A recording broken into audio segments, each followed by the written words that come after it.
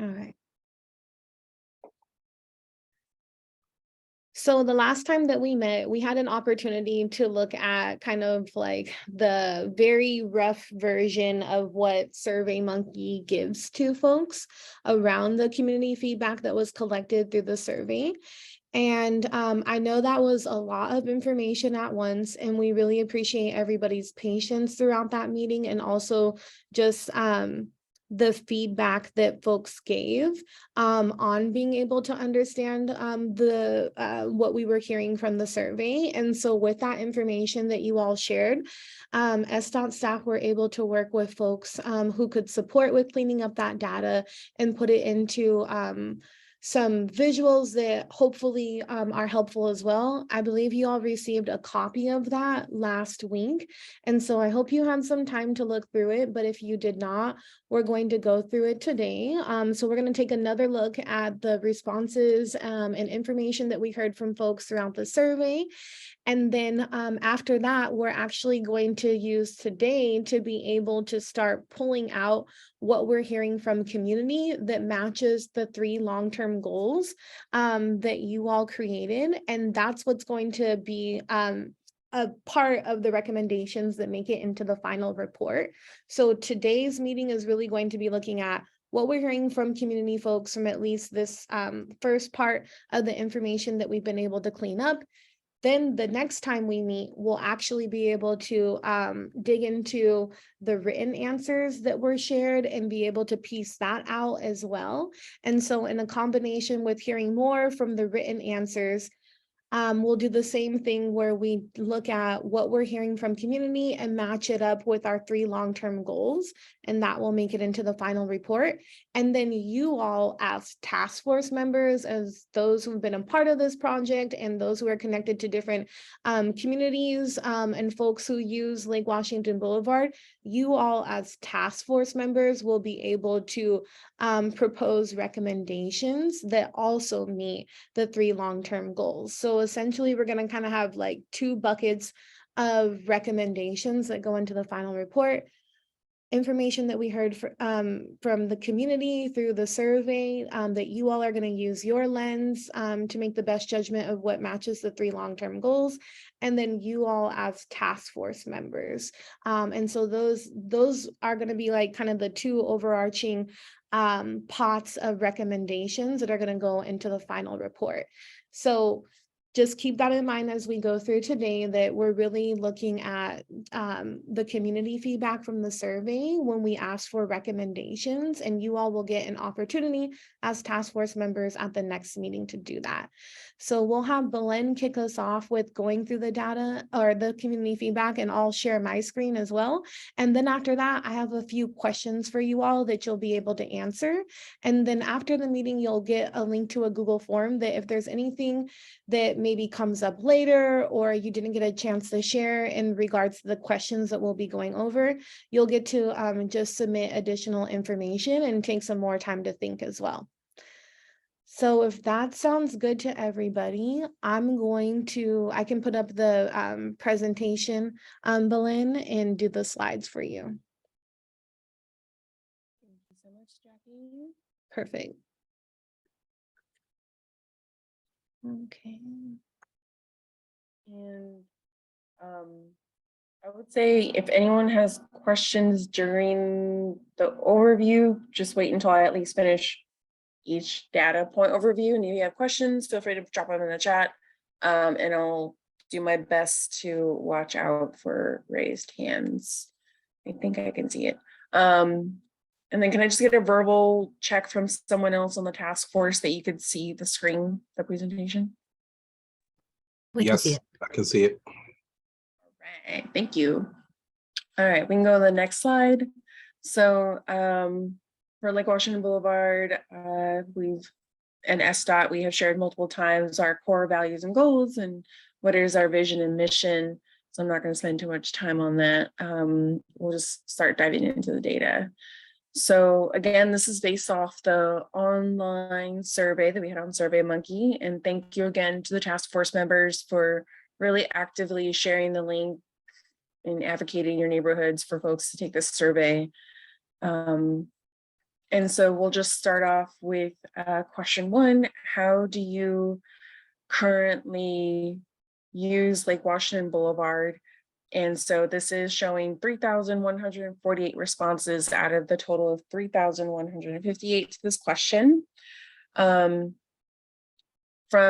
in descending order, you can see that looks like folks' top choice was access to Lake Washington Boulevard at 77%, followed by walking, biking, and driving. But we also at least wanted to note that there's a small group who utilize mobility aids. So this one was pretty straightforward because it's just like a pick your choice. And then we're going to move on to question 2. Next slide. Question 2 is sharing, do you use Lake Washington Boulevard as your main route for getting to work, home, or other activities? If so, how? This is showcasing 2,888 responses out of the 3,158, and also listed in descending order. More than about half of the users indicated that they do not use Lake Washington Boulevard for commuting, but you can see at least a third of folks do drive, which is about 31%, and about a fourth respondents, about 15%, say that they bike. And I think there's something going on in the chat, so let me just try and open that really quick. Where do I find it? Where's the chat box? Oh, I think There was a question from Patricia around the zip code demographics, and she was wondering if there was a typo, and then Daryl said that they'll look into that to check. Okay, perfect. All right, we will move on to the next question. Again, this was like that option for choosing on the survey that's not open comment. So question 5, why do you use Lake Washington Boulevard for getting around South Seattle? And in this one, we wanted to make sure it's worth noting that folks do have other reasons other than the listed options, at least 56%, at least a quarter of folks who do not use Lake Washington Boulevard as a direct route, nor do they feel that it's safe or accessible. And then we also wanted to highlight that a majority of the survey takers agree that they use Lake Washington Boulevard for the park views and therapeutic purposes. Okay, we're going to move on to the next slide. That was also a multiple choice option and ranked. So since 2015, there have been about 140 collisions between people driving and people biking along Lake Washington Boulevard. Below are some tactics within SDOT's toolkit. Which of the following tactics do you feel the city can employ to reduce the number of collisions? Choose your top 3. If you have ideas that are not listed below, there was an opportunity to provide in the open comment feedback for question 3. And again, we'll share some draft themes a little bit later. We did our best to showcase this in descending order. A significant amount of people do not want to change Lake Washington Boulevard, roughly around 68. No, wait, sorry, I'm reading the wrong one. Do nothing, around 44%. But the top 3 options for improvements, you can see that they 68% at least want a dedicated space along Lake Washington Boulevard to separate people from driving and riding bikes, and repaint the ground to distinguish traffic lanes and crosswalks. And then the final treatment, add more stop signs along the boulevard. Can I ask a question about this one? Yes. So I don't have a lot of experience in this particular issue, but in theory, if you're asked to do your top 3 only, this adds up to way more than, I mean, so we have 68%, 43%, 44%, 33%. The other ones have sort of a qualifier as what this might mean or doesn't mean. But if you add all these up, it's certainly way more percent than 9 times 3. One, we're 2, trying to 3, 5, 6, 7, 8. So 8 times 3. So how is it that I guess I don't understand how these percentages are expressed. This is how SurveyMonkey shares the data back to us. And so I'm not an expert in SurveyMonkey or necessarily data analytics, but from what we're sharing is what we're just interpreting from SurveyMonkey. So I would. And what I'm suggesting is if you have 8 possible answers that could be in your top 3, you would express percentages that would add up to 300%. And we already surpassed 300% if we just add up the first 3 categories. And so these are not expressed. You can't both have someone 68% of the people saying their number 1 choice was number 1 and 44% of the people saying their choice was number 2 and 33% of the people saying their number 1 choice was number 3.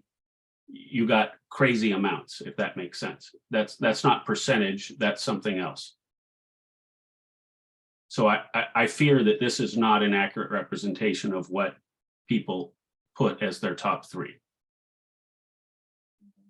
Thank you for pointing that out, Zachary. And it looks like Clara also had a question. I'll let Clara talk. She seems to be more articulate than me. So, but I've raised the issue and I'll mute myself. Okay, thank you, Zach. Go ahead, Clara.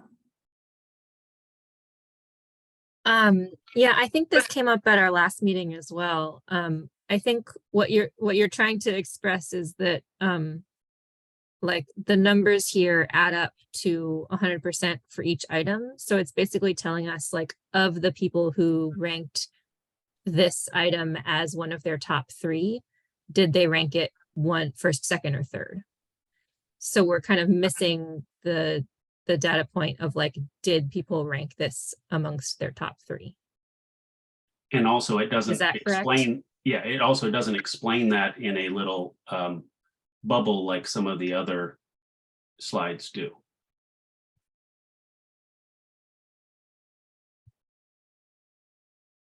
Yeah, I think the way Clara framed it is exactly how SurveyMonkey is doing it.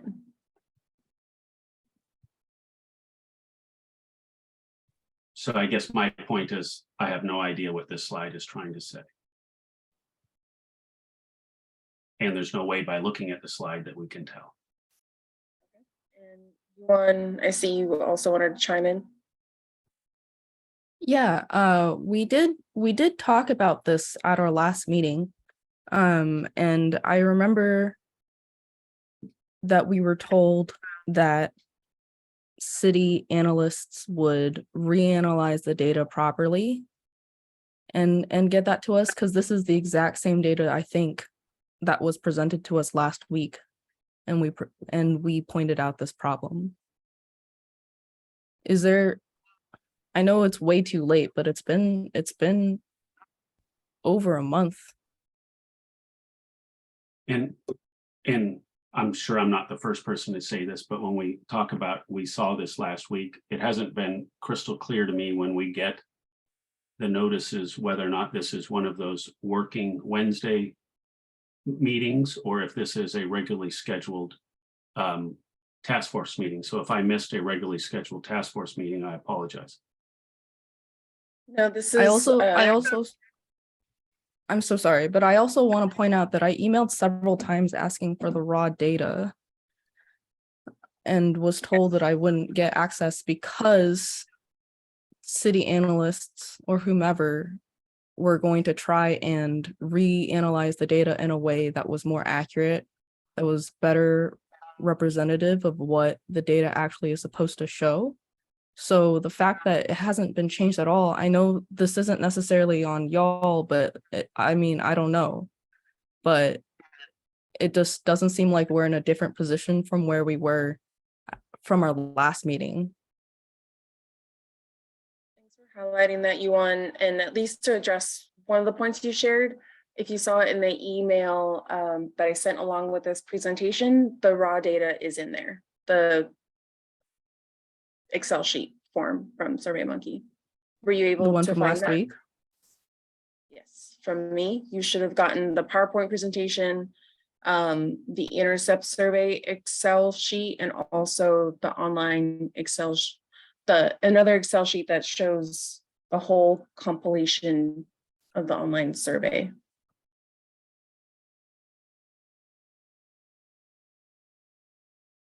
Okay, I see it. Yeah. So I'd be open to folks' suggestions on how to read this data in particular, because I'm not a data analytics, and definitely when the team shared the feedback that happened at the last meeting that the data wasn't digestible or understandable, this is what we were able to develop. So I want to also still keep us on track, but I do want to share that Daryl is noting everyone's questions, and we'll see how we can, again, meet the needs so we can still be able to move forward and understand. And Aaron, right, you pointed out that our last task force meeting was January 4th, and so this is the second one. And the next upcoming one would be in February. Okay. And so some of your other slides have bubbles that help to explain what the data is. That might be helpful here.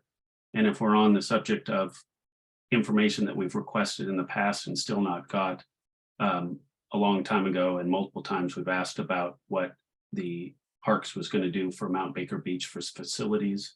And I've received a number of emails saying that we'll get that, we'll get that, we'll get that. And I still don't know what it is. And that was one of the commissions or the charges of the whole task force thing, is, or what sort of facilities might we be recommending? But there was a Mount Baker Beach Parks facility plan. And I'd still like to see that.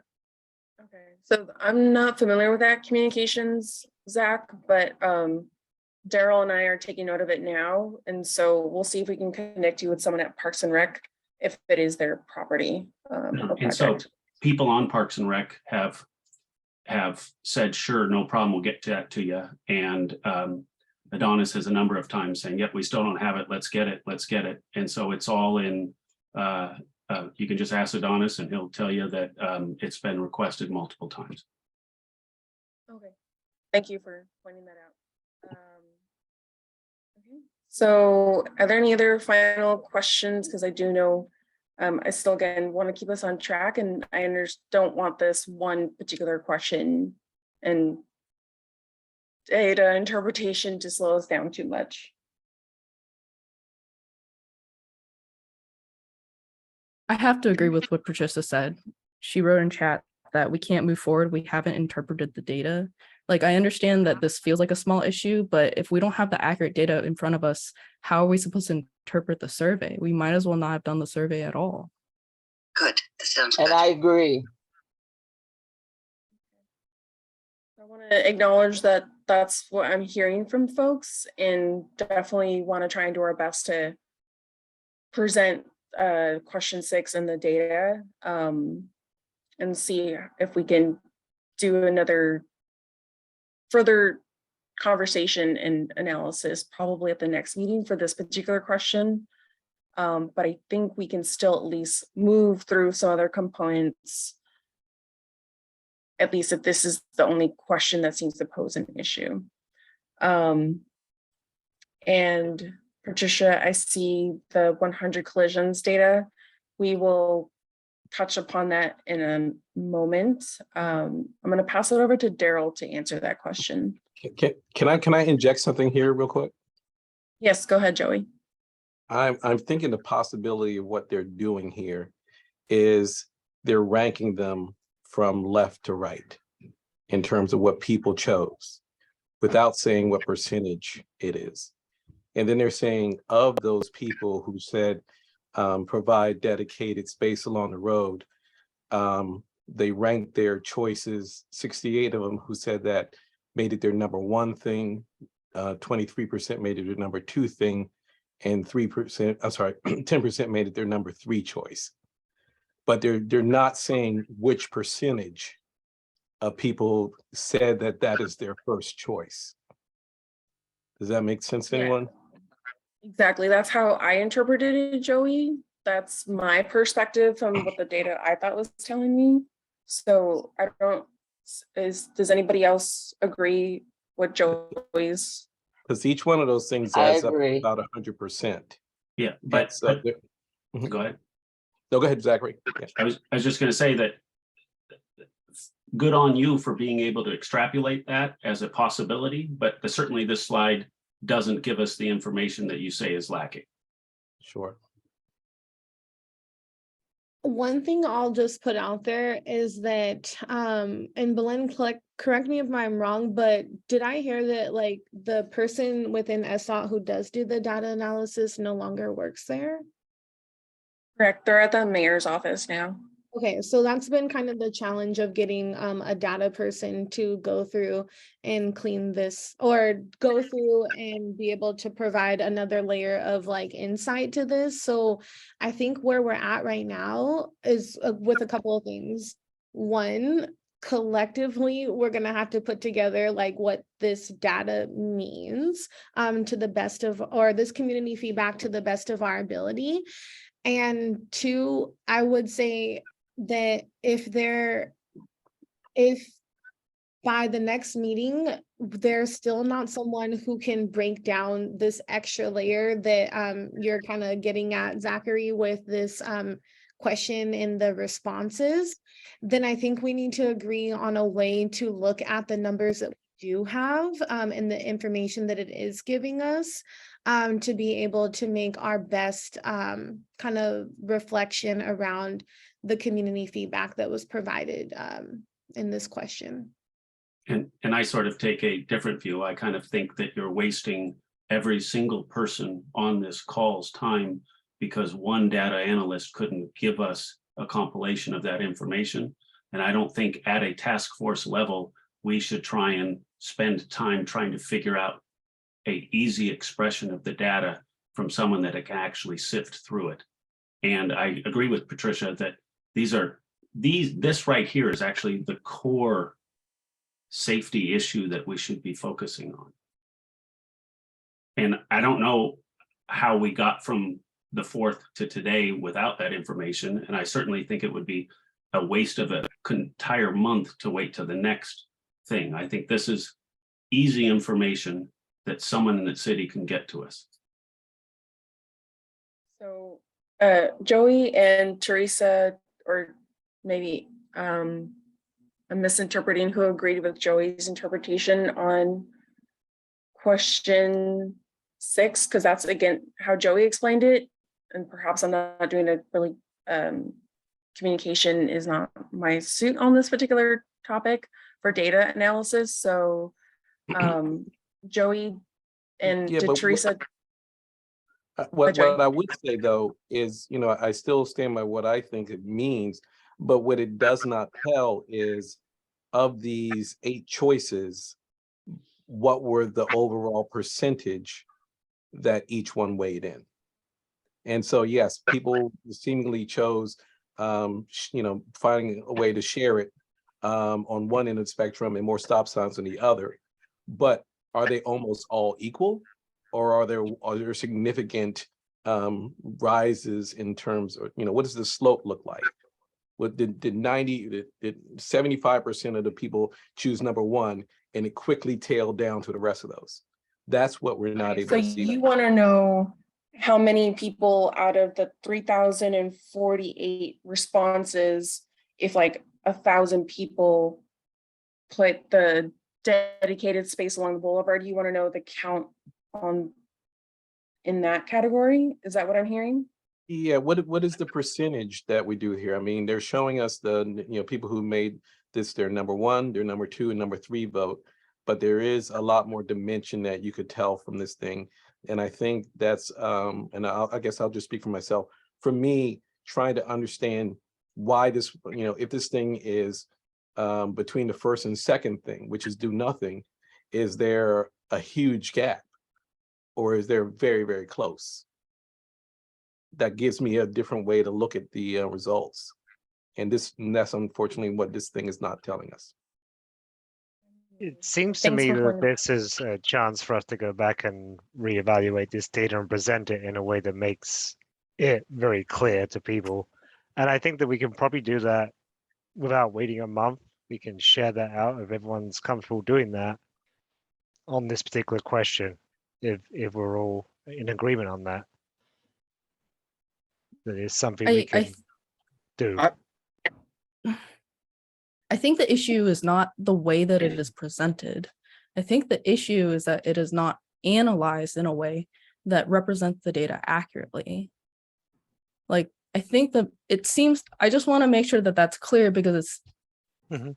it seems to me like perhaps the misunderstanding from last month and is that we were saying that we didn't understand the data, and therefore this very nice graphic has come out, and it is very nice, but it doesn't actually change how we analyze the data, which is what we were asking for last month or this month, the last meeting. Does that make sense? Yes, it makes sense to me. Very clear. Thank you.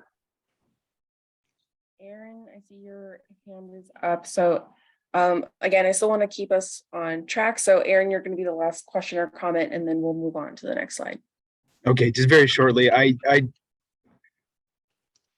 understand other people's concerns about this, but I also can look at this and say 68% of the people that responded to this said that of the choices that we made, their number one priority would be to provide dedicated space along the boulevard.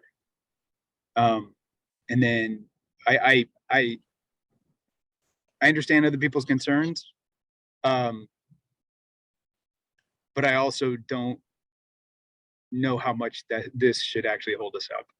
No, that's the problem. I'm so sorry, Aaron, but that's exactly the problem about why this data is so dangerous, because we can't just say that 68% of people, like, we can't just say that that's how many people said number one, because we don't know how many people said none. I'm a little bit worried about time. It does sound like there's a few people here from SDOT. Is there someone who can give an answer on what next steps will be to address what we're hearing about number 6? And Daryl's I would- suggestion. Oh, go ahead, Joey. And I would have to say, Aaron, maybe I'm not understanding you correctly, but from what you said, I don't think that that's a mathematic possibility. Because if 68% of the people said the first thing was number one, and 44% said it's number two, and 33% said the third one was the one, you're already over 100%.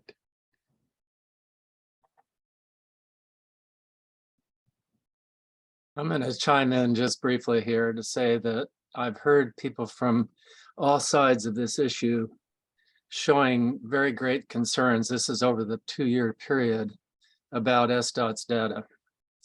And I think that if that is a number one a wedge issue for people who either like it or don't like it, and if we don't get this piece right, there's going to be basically a fatal flaw in the whole process. So I think it's really important that everybody is focused on this, and I think that SDOT really does need to up the game in terms of the professional approach to this, because otherwise it's going to really undercut our final effort. Thank you, Terry. So I think we're going to move forward with Daryl's suggestion. And Daryl, if you want to just reiterate, so that way, again, everyone's on the same page. Yeah, and Yuan's had her hand up for a while. Excuse me for jumping in, Yuan. I'm sorry. I apologize. No, it was me that interrupted.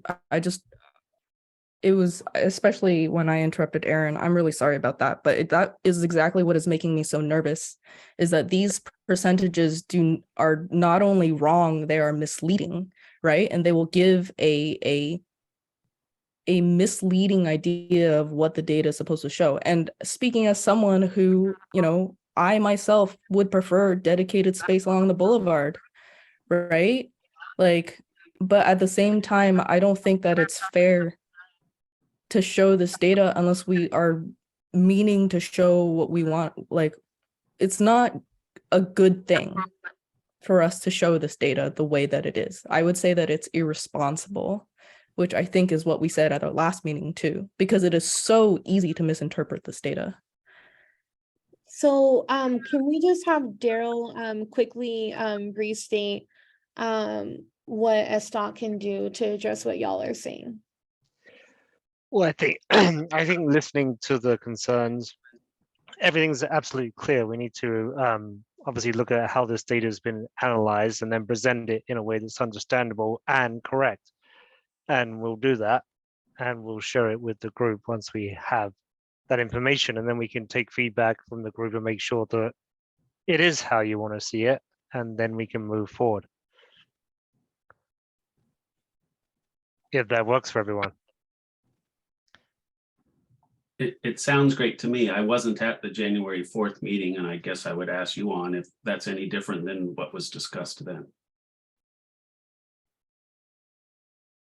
If I remember correctly, this is what we discussed at that time. So if I do, Zachary, I think it was you that said that this feels like a waste of our time, then I would be really happy if we could reschedule a meeting like this very, very soon with more proper analysis. Because otherwise, if we're just going to be retreading a lot of the same questions we had at our last meeting, then I'm personally not sure what I'm doing here. Now that I have the raw data, I'm kind of going through it myself. So I very much thank you for that. But then I could do that instead of sitting here listening to us retread over inaccurate data. How? Oh, By the way, the number of people that ranked provide dedicated space along the boulevard, the number of people who ranked that number 1 is 49.67%. So 50%, not 68%. And then you can go through and you can slowly cull down the ones that got very little. So like adding more stop signs along the boulevard, the number of people that ranked at number 1 is 1.17%. Only 37 people ranked that out of 3,157 people. 58. I hear that looks like you're doing your own analysis at this point, and it sounds like you do have this expertise in your background. And I'm going to pass it back to Jackie really quick. yeah. So let's go through, because there's only a few more of these questions that were not the qualitative ones. And we'll go through them. And if folks are feeling the same way on each of those questions as well, then we can see with with more SDOT staff here on the call today, what we can do to address this. But definitely we hear you on number 6. And I think with Daryl here as well, that what he said around next steps, I feel like that's going to happen. All right. So I'm going to put us to number 7. Question 7 was regarding the Parks and Rec Bicycle Weekends program, which closes Lake Washington Boulevard to the motorized vehicles on select weekends, Friday evenings through Monday mornings, Tuesday mornings on holiday weekends.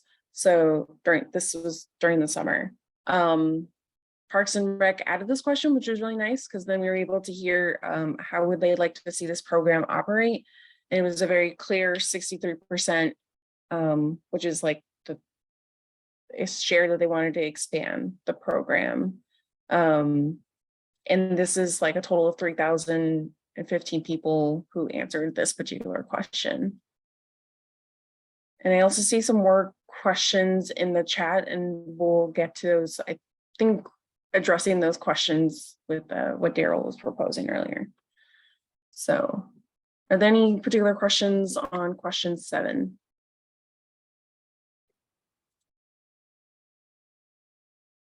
I think I don't hear anything, so we'll move on to the next slide. So this was another ranked question, which sounds like perhaps our data hopefully is clear on the analysis, which is like, how can the city best serve folks with disabilities, pedestrians, and others that walk and use mobility aids along Washington Boulevard, which is to choose your top 3. And what we're displaying here is that the top 3 choices that folks have suggested are an increase in the number of days closed to cars, improve pedestrian crossings, and provide more loading zones for accessible parking. And about 2,938 people answered this question. One of the things that I do remember from the last meeting is that folks did make a note that the amount of people who responded to this answer did not match up with the amount of folks who identified as needing mobility aid. And so I think you all as task force can decide, or we'll have a conversation about what to do with that. But this is, yeah, the answers here.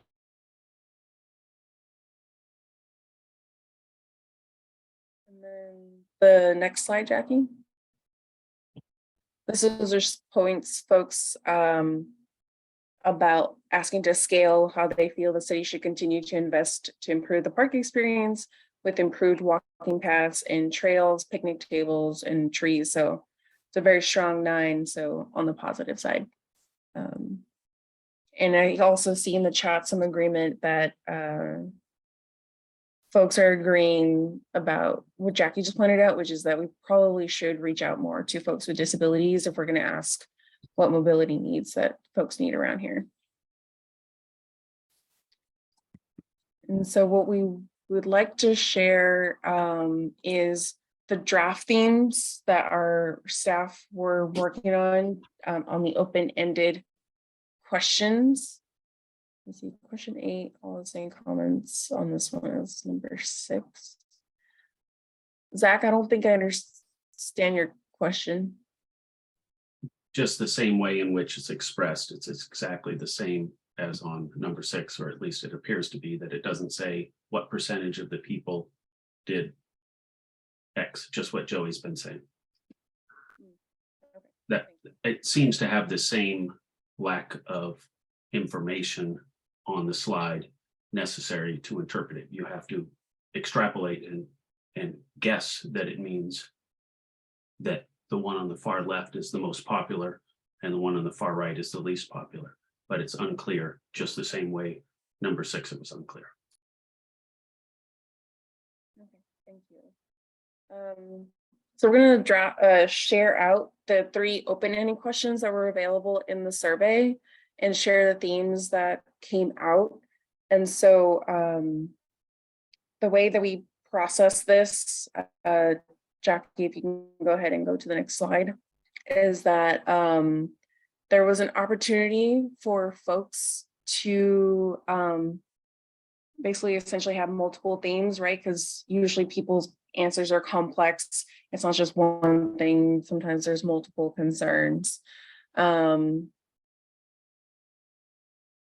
So we're going to share what we heard in the open-ended themes, specifically for question 2. You can see that there's 2 clear themes that are popping up, which was, yes, it's working, but they didn't really indicate a very clear reason for why. And then, which is at 20.19%.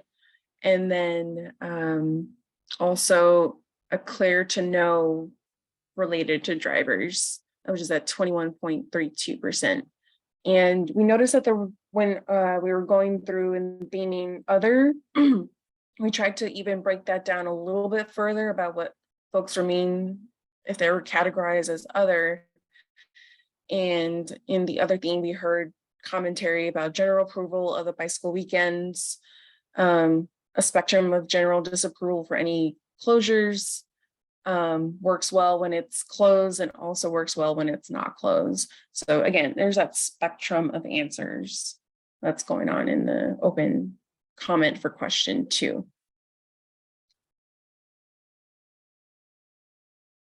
All right, we're going to move on to question 3. And it's essentially the same thing where we did our best to categorize these themes. And if you're wondering where we got these themes from, we used a very similar process for Green Lake when the loop was first being installed and asked what to do there. And so we mimicked very similar themes on pedestrian activities, recreational, bicycle, folks who drive, transit. That seem to be also very similar themes that I hear a lot of the task force members brought up. So making sure that we're aware of folks who drive, who come here to use for recreational, bike, and pedestrian. And so we have a very high percentage of folks who use it for, who would like to use it for biking, which is at 33.6%. And then pedestrian activities with 22.9%. And so we also found out there was still a lot of folks who we couldn't quite categorize nicely into these themes and other. And so in the themes of other that we heard, the comments seem to surface more often were 1 lane for cars and 1 lane for people. So again, that call for dedicated separated space. Folks called for more days closed or to keep it as is, to leave it open during the week, but biking on the weekends, having it closed is tolerable. And a lot of folks also called it to close it. So I see Teresa, you have your hand up, so I'll pass it over to you. I just want to bring up again that this part is skewed towards bikers, because in some of the questions, some people said they wanted the road open, even though they said they use biking, walking, da da da da da da da. And some of those questions were split into driving and biking. And I have a problem with that, because when they said that they wanted to drive, I don't feel like those questions should have been split, but it goes back to the very question I raised with other. There should have been a question that said, keep the lake open, and we wouldn't have had all this confusion. Thank you for sharing, Teresa. And so we're gonna, I see there's some more questions in the chat, but it sounds like it's between Ty and Clara. So do you guys want to talk about that really briefly? And Teresa, your hand is still up. No, I don't want us to go too off track. It was responding to a comment about Pat saying that, you know, she feels, and I happen to agree, that cyclists are overrepresented in the survey. And so there was a conversation about that, but I don't want to get too off track. So I'm done. Thank you. And then we'll move to the last open thing question that we have, which was, Jackie, if you can go to the next slide. Question 11. Is there anything else you would like to share with us? And this one was also just as challenging to theme, because it's a little all over the place, but we did our best of what was coming up a lot, and also what we heard from themes on this task force. And so around social concerns, pedestrian safety and accessibility, biker safety and mobility, collision reduction, general infrastructure safety, recreational access, keeping the road open or closing the road. And we saw a few folks talk about transit and as well as other. And so again, what we wanted to make sure that if we saw a big number in other, then we wanted to pull out what the key phrases and words and that were coming out in other, is that again, there's a general approval of the bicycle weekends, as well as there was a general disapproval of any type of closures along Lake Washington Boulevard. And it looks like there's still a wide spectrum of folks saying that it works well when it's closed and also working well when it's not closed. So this is the first time I know we're sharing the open commentary and themes. And so are there any questions or comments on this last one?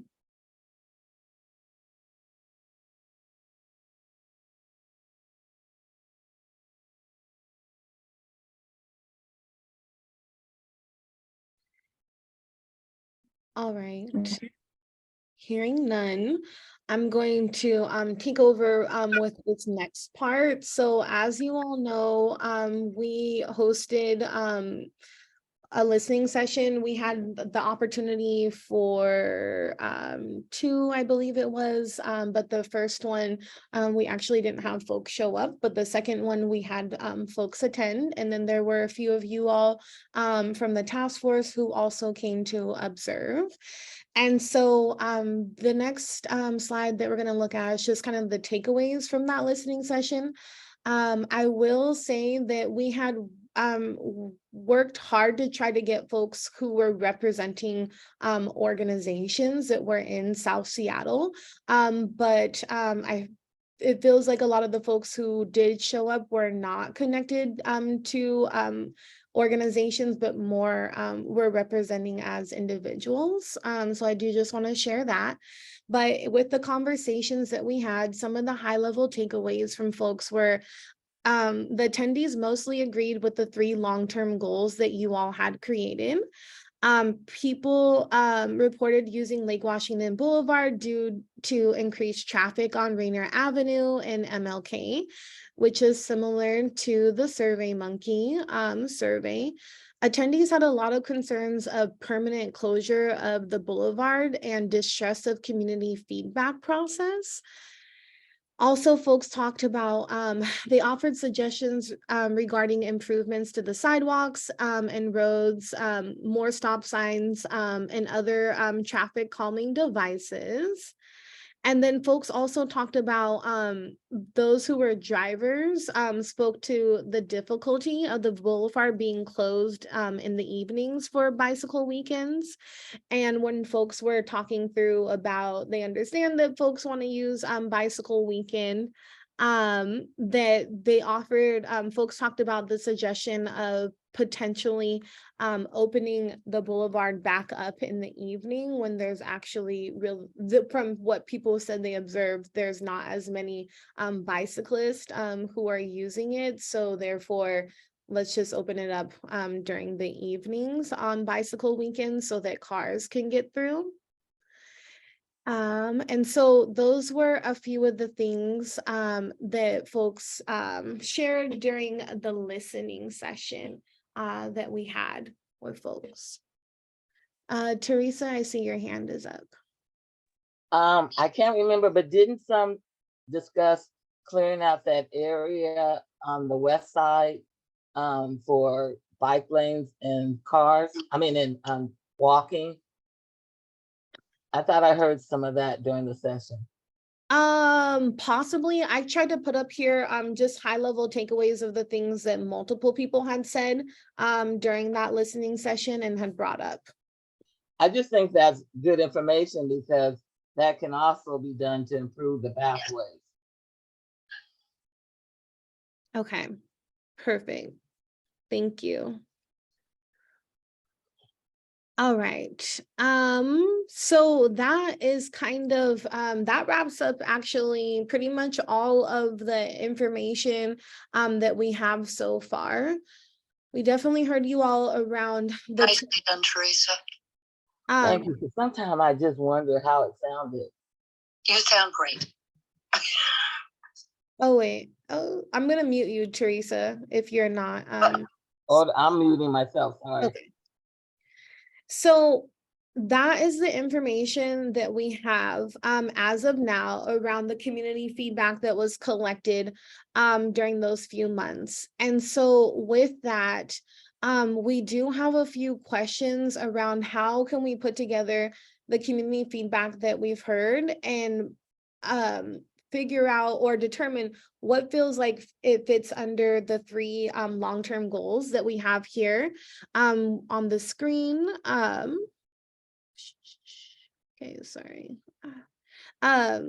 So improving access for all modes of travel, increase bicycle and pedestrian safety, preserving and improving the park experience. And so again, we've talked about this a lot, that we want to figure out solutions that are going to support all of these long-term goals and not cancel other goals out. We know everyone here is really passionate and cares about Lake Washington Boulevard and wants everyone to be able to use it. And so trying to figure out how we find solutions or recommend solutions that really get us to all of these different, to these three goals that you all created. So with that said, can we move forward with asking our questions to get the recommendation, or are folks hesitant because of the questions that you had about number 6 and the other response from SurveyMonkey?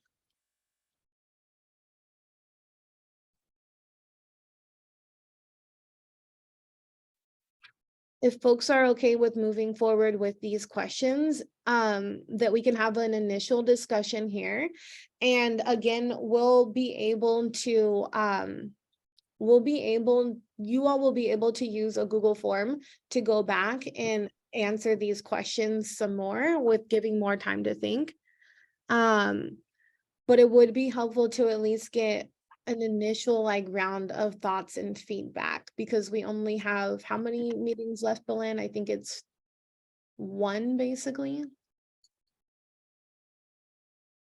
for to get the information for the report.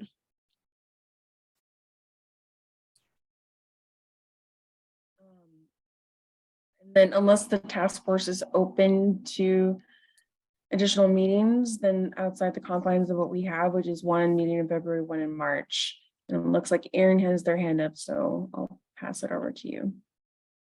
Thanks. It just feels like the questions haven't been answered that need to be answered. And many on this task force feel that those questions are pretty central to actually interpreting that data. So I don't think we have the right information to be able to answer some of these questions as a group.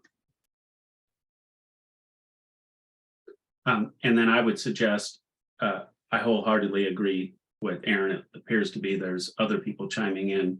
That being said, we're all together, so anything we can do to accomplish and or work towards what we're ultimately going to do today would be great. And it may even be talking about the 2 to 3 buckets, but not necessarily, but we can do work today, but I think the very core thing that we're being asked to do, we don't actually have the data that we need in order to interpret what the community response feedback was. Actually, let me rephrase. We have the data. It's not expressed to the task force members in a way that we can do anything with it.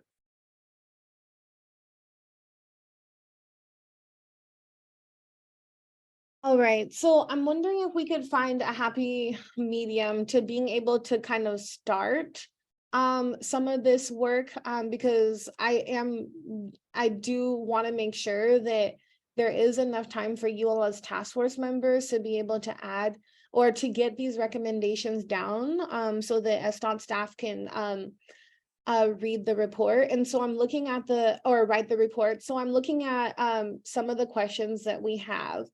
And at least one of them, I feel like the data was presented in a way that, or the community feedback was presented in a way that you all can make a decision on what recommendation goes into the report. And that's question 7. So I'll get us back to that slide.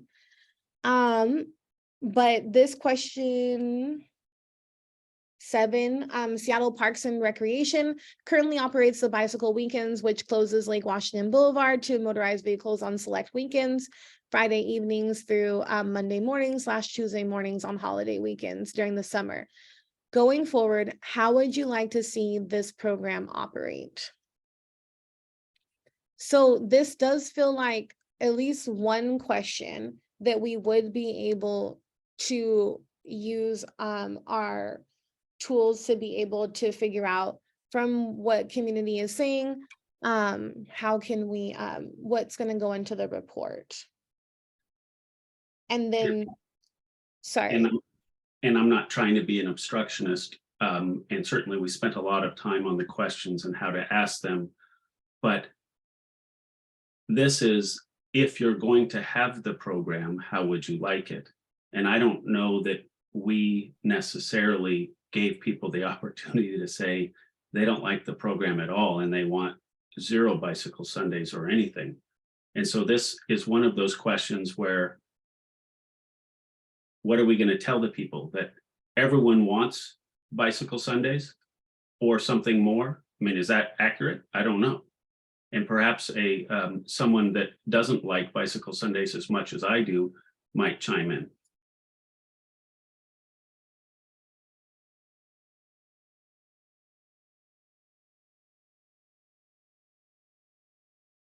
Well, going back to, if I can have the floor, going back to my experience of working 13 years at the Sewer Park Audubon Center and fielding people's comments about it, I do realize there are people who do not like Bicycle Sunday at all.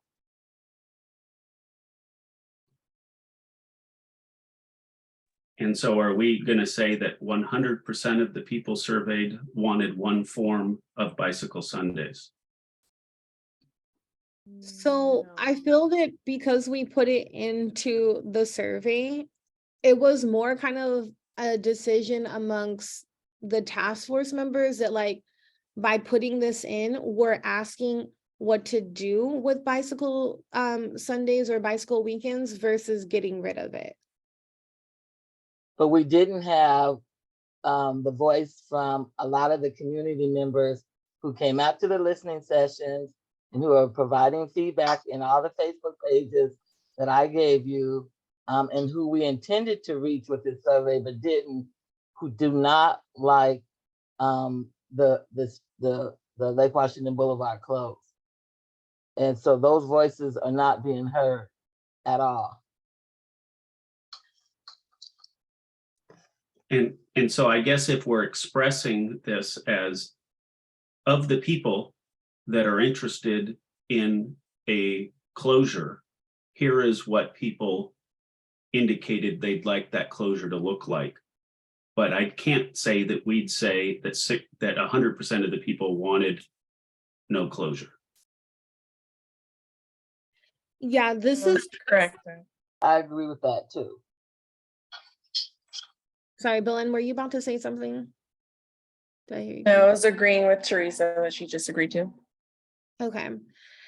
So it does kind of feel like this is one of those situations, y'all, where similar to folks not wanting the boulevard to be closed down to cars, that we're trying to figure out how is it that we can, again, going back to our 3 long-term goals, how do we make the Lake Washington Boulevard safe and accessible for all modes of travel?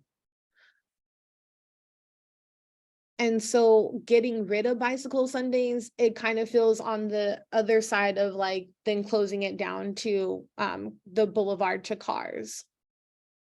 And so we're trying to figure out how best everyone can use the boulevard. And I wholeheartedly agree with your and Clara's comment, but I guess if we're going to be reporting data and saying we got community feedback and we believe, quote, 100% of the people want bicycle Sunday or greater, I don't think that that's how we should express that. I think we should say, as a task force, we talk to people about, if we're going to have a bicycle Sunday or greater program, this is how the people indicated they would like it to operate. But we need to be careful to not say that 100% wanted Bicycle Sunday or greater. We need to be very careful as to what is going. But clearly, there wasn't a box to be checked. How would you like to see this program operate? Clearly, there was no fourth option of I don't want it to operate at all.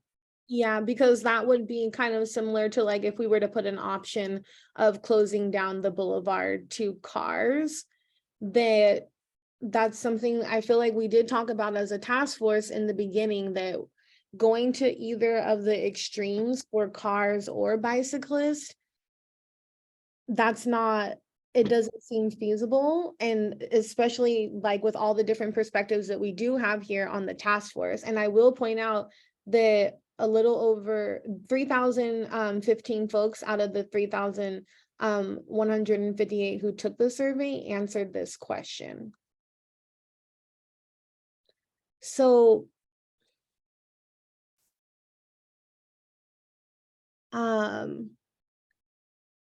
yeah, I see a few people have their hands up. And so we'll go Ty, then Terry, then Teresa.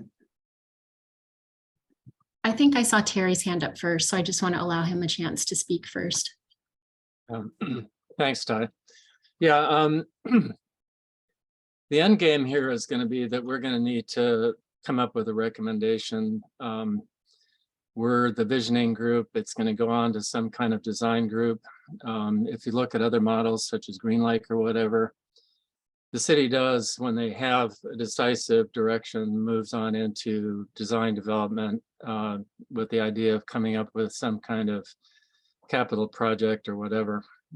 So I think in keeping that in mind, I don't think we've really ever laid out the options that are obvious. To me, those are that have been discussed. One is no closures ever, which is what some people are saying. Bicycle Sundays as a historical precedent. Bicycle weekends, which is the more current format of Bicycle Sundays. The next, if you go back in COVID a little bit, it was bicycle weekends plus holidays. Modify the road to one way, or modify the road to one way and close part of it. To me, those are kind of the buckets. And I think we're going to have to, when the rubber hits the road here, to get this task force to then present something that the next phase, which is the design phase, can use, we're going to need to come up with, we're going to have to directly address which of these options we want to recommend. The other thing is that and this is an aside, but I've sent a note off to Parks last week asking them what they were planning for this year's programming for the Boulevard, because obviously this is a multi-year project. They are waiting for the task force recommendation. So before they will make any moves as to their decisions on programming. So the weight is on the group to be relatively, be as decisive as we can and give as clear directions for the design, as well as for the use for the coming summer. So that's basically what I wanted to say. All right, Ty, then Teresa, and then I think we want to make space for SDOT staff to chime in. So I turned my camera on so y'all can see my face, because I think an elephant in the room for me for this entire process has been that we have Seattle Neighborhood Greenways and all of its subsidiaries right now actively advocating on their websites to close Lake Washington Boulevard for the 3-mile stretch from Mount Baker to Genesee entirely to cars. They are also advocating to close Lake Washington Boulevard to people who drive from Genesee to Seward Park right now. And so that is leaving me as a task force member as not having a lot of faith in this process.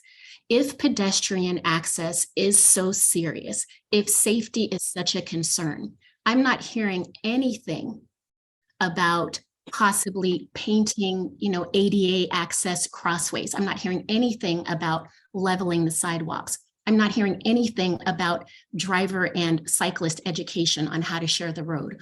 All I'm hearing is close the boulevard down to people who drive. And so I don't think that we've been talking about that. That gives me little faith in this process. So I'm just going to end right there. But that's what people are concerned about, especially because 31,000 people, or excuse me, 3,100 people have responded to this survey. What is the percentage? What kind of percentage is of that of everyone in 98118, 98144, 98108, 98178? Like, we are talking about a minuscule percentage of the community that has responded to this survey. And in addition to that, it is overly representative of cyclists. I'm done.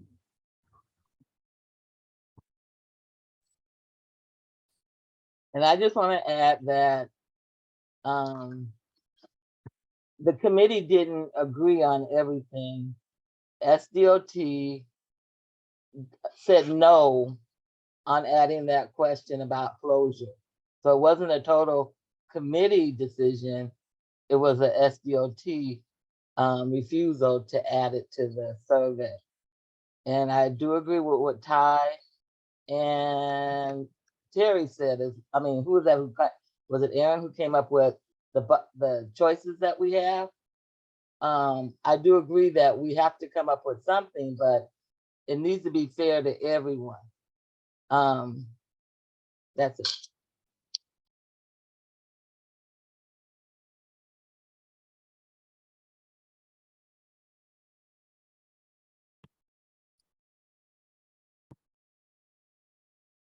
Oh, is there anybody from SDOT that could give a little bit more perspective on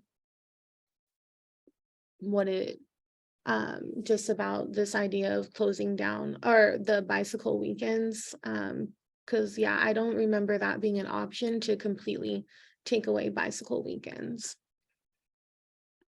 Before we get over to Essa, I think we just missed Clara's hand, so let's hand it over to her.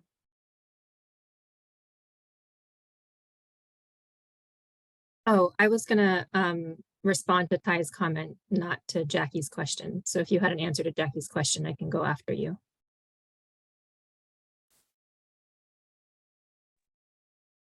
I'll just say that parks would not consider doing less than they've done in the past.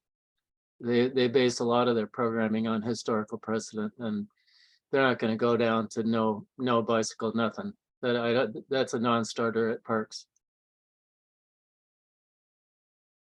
Thank you for sharing that, Terry, because I think in the conversations that we've had with Parks and Rec, it's essentially aligning with what Terry has said. Is it is their program for bicycle weekends, which previously only operated on Sundays and then temporarily expanded.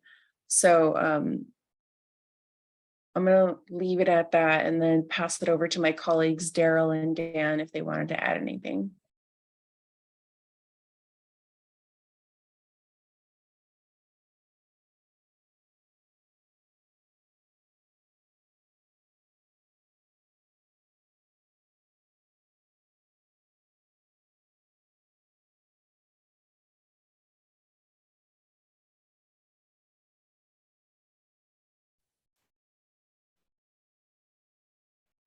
Sorry, you said to add anything with regards to what part of that piece there?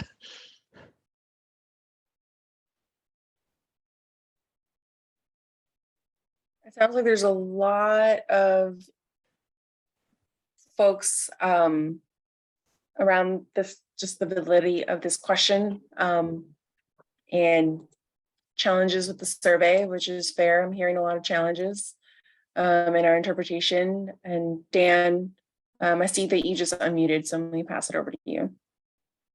Yeah, hi everyone. I'm sorry. I'm Dan Anderson. I do public engagement with SDOT. I have a cold, so sorry about the camera being off. But we're filling in for Ching and Adonis, Daryl and I, trying to help tonight. We're seeing the issues you're seeing with the survey data, with the presentation, and with the discussion, and we're going to bring fresh eyes to the process of the survey export, redo it, and reshare it in a format that makes more sense for the folks on the task force. And we'll have that to you by next week. For this question, I can't answer it because I wasn't part of it, but I did see in the chat Clara's point earlier that I don't think the scope of this committee was to eliminate bicycle Sundays as an option or an outcome of SDOT's visioning process. I'll confirm that with Parks and Recreation, but I think that's part of what was going on with the survey question. But again, we can look into that and get back to you as a follow-up along with the rest of the survey data.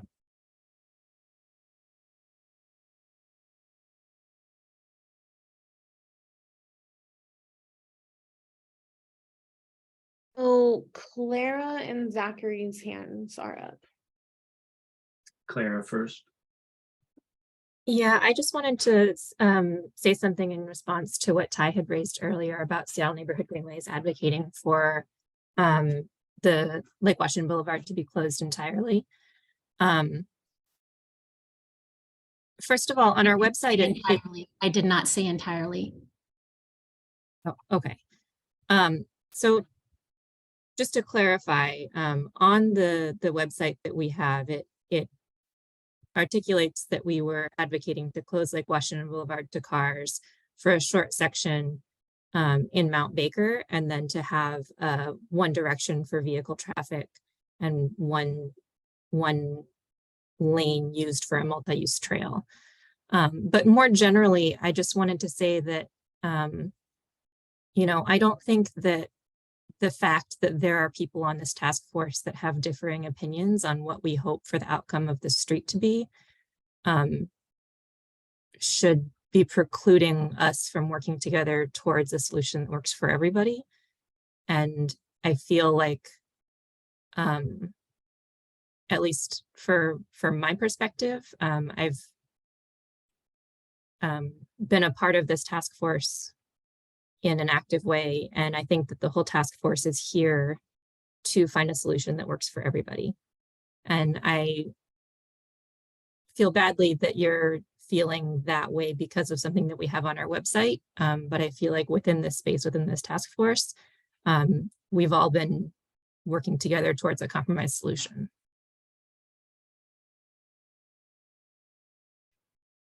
All right, thank you, Clara. Zachary. And I guess I'm going to start by apologizing for getting us on a 20-minute side track.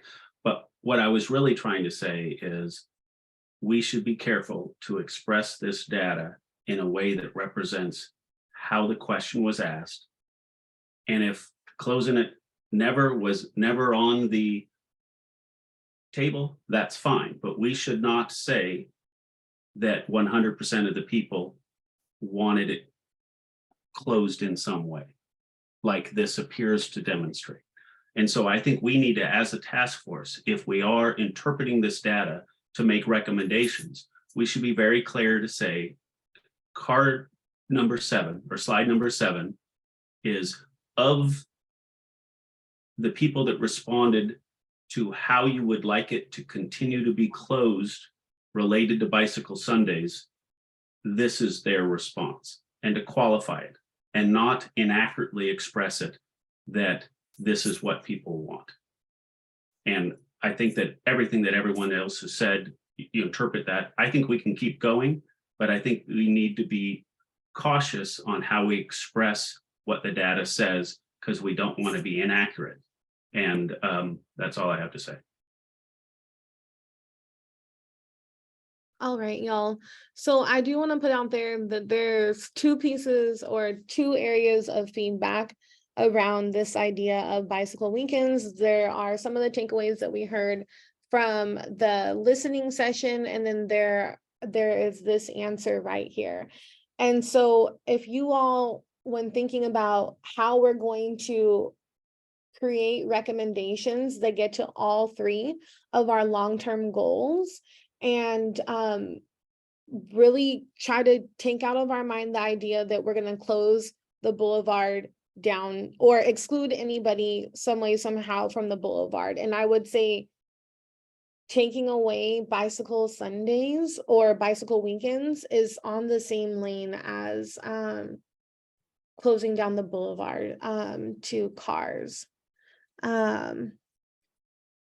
So, or first, actually, I want us to go around in a circle and answer that question. The question is, do you feel that taking away bicycle Sundays is similar to closing the boulevard down to cars?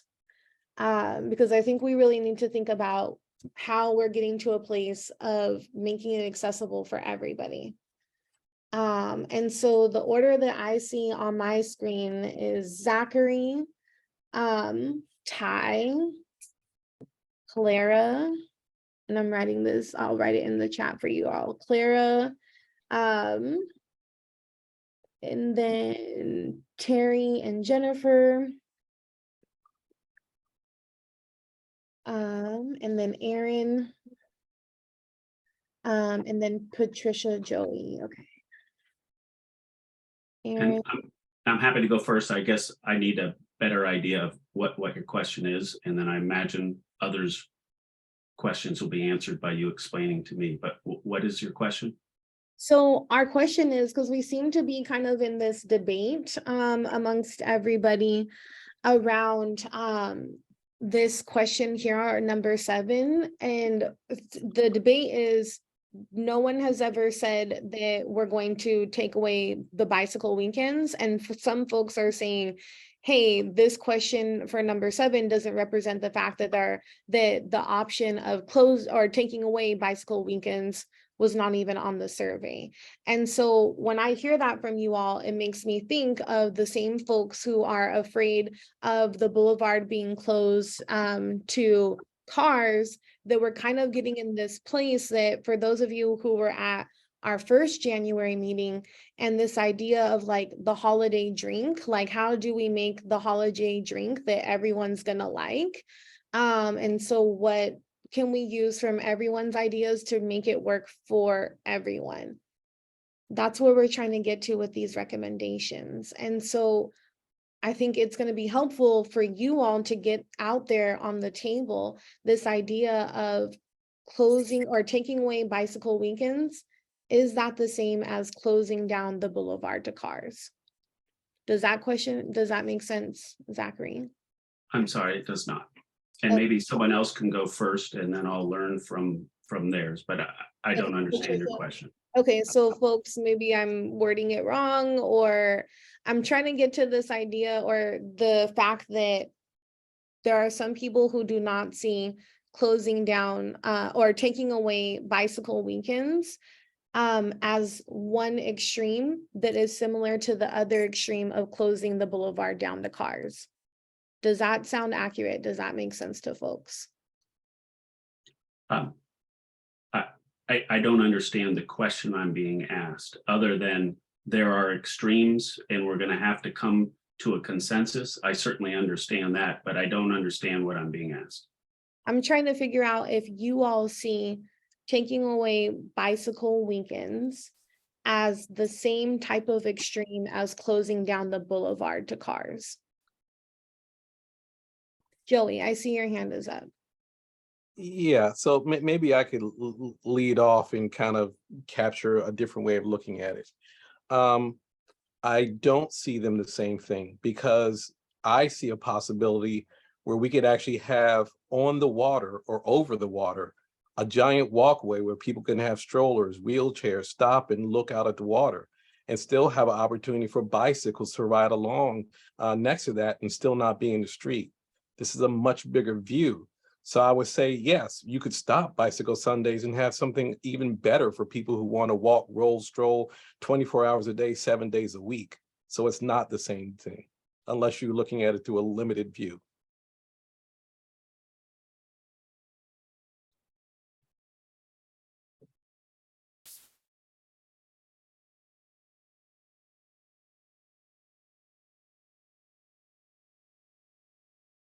All right, y'all. Okay, so if we were to look at this question number 7 and to think about the community feedback that we're hearing around bicycle weekends, I think we need to make the decision if we're going to look at the options here or not. And not looking at the options that we have, and I'll put it back on the screen, the 3 that we put into the survey would mean that like 4th idea of ending bicycle weekends, and that doesn't seem like something that this task force actually has the ability to decide. So I'm trying to, I guess, figure out with you all how we can proceed with moving forward with the recommendations on this question 7.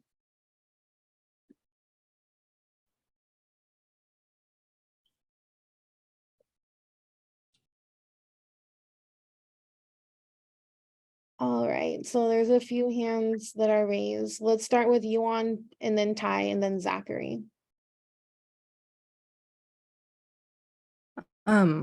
Thanks. I think that even though we don't have the survey answers, it would probably be beneficial to think about what are possible recommendations we might make for long-term and short-term.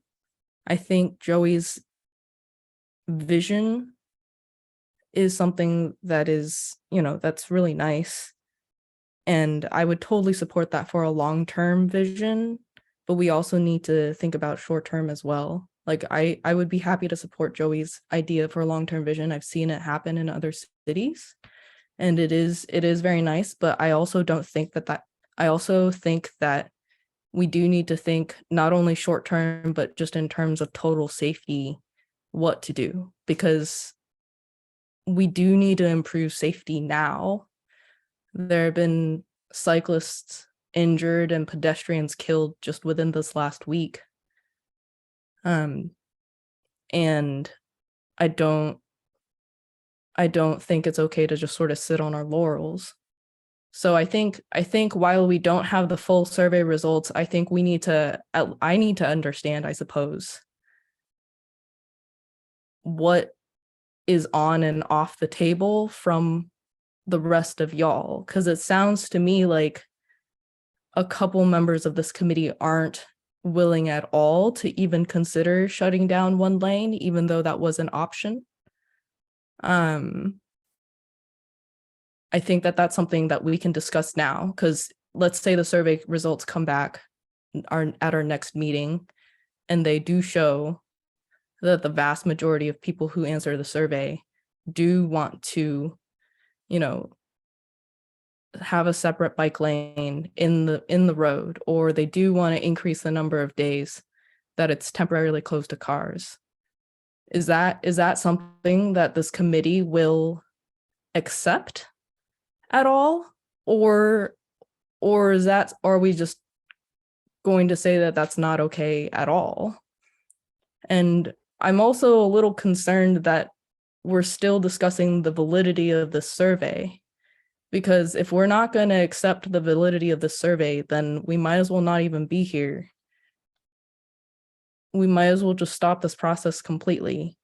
Like, we either need to agree as a committee to accept the validity of the survey or not. So I think that these are things that we can hash out today and then wait on the official statistics for the next meeting. Thank you. All right, thank you, Yuan. I see Teresa's hand and then Zachary's. I think Ty's hand was up before me. Is she removing it? I'm going to pass for now. Thank you. All right, so you have the floor, Teresa. Oops, I muted myself when I was talking. I muted myself and was talking. I don't agree that closing one lane should be an option. I don't think it makes it any safer.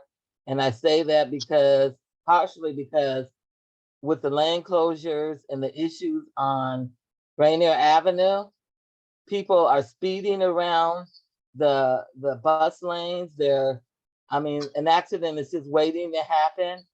And I think that you're gonna create that scenario on Lake Washington Boulevard because people do use it now as a driving route because of the dangers on the roadways. And I think it's gonna create more problems, as I saw someone talking about putting up barriers. So I don't like that as an option at all.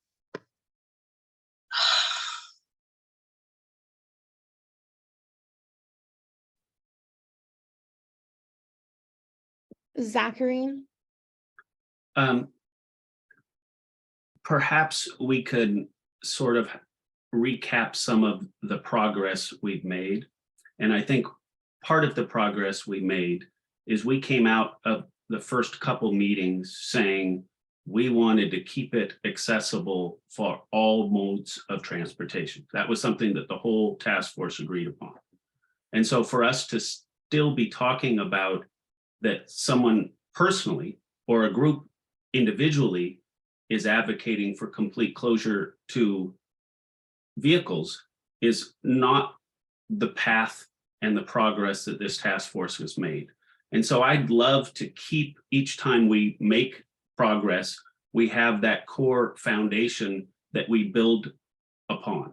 So we're now circling back to things that I think we have already, as you were trying to demonstrate, say have been not on the table. So we're not talking about no bicycle Sundays. We're not talking about complete closure to vehicles, because as a task force, and correct me if I'm wrong, we all agreed that we wanted to keep it open to all forms of transportation. What we should really be focusing on is how to make it safer. And we've done this outreach about how can we make it safer for you guys? And there's been some great suggestions. So is there a way for us to pull up those progress points that we've already made and not keep talking about complete closure or no bicycle Sundays and actually move on to progress? And can someone else chime in? We already had that it's for all forms of, we had the 3 tenants or whatever they were, and they talked about, none of them said no cars at all. So I want to propose a question for you all, and we still have the we still have the speaking order in the chat, and I'll repost it. But I want to look at this question number 7. And again, we're seeing that in the survey of the folks who what we've heard from community, folks are seeing to expand the program to additional weekends, holidays, seasons, etc. And what the question that I want to ask you all is that I put the 3 long-term goals in the chat. And when you look at those, do we feel that this recommendation from community is going to address to get us closer to the 3 long-term goals? So I'm going to write the question in the chat, but 1, do you feel that the feedback from community gets us closer to our 3 long-term goals, and why? So let me just get this in the chat. And again, the feedback from community is to expand the program to additional weekends, holidays, and seasons. So I'm going to put that in the chat, and then I'm going to put the speaking order again into the chat for you all. Just give me one moment.